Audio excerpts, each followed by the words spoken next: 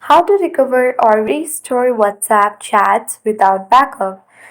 First, open the File Manager or My Files on your Android device.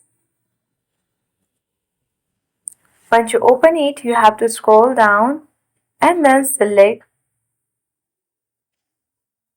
Internal Storage at the bottom left corner of the screen. Now in this section, you have to simply select Android and now select Media.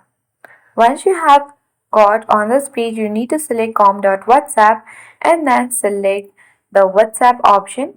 Now select databases. Now on this page, as you can see here, different kinds of files of different file size. So you need to simply tap and hold this all the files. So these are all the WhatsApp backup that has been created by WhatsApp and saved on databases every day. So tap on three dots at the top right corner and now select copy to option. Go to internal storage and select Android.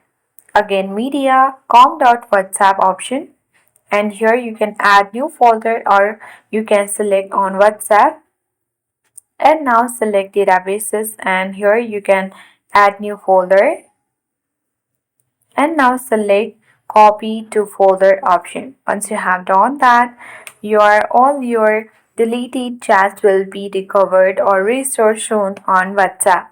So I hope this video was helpful. Thank you for watching and then see you in the next video.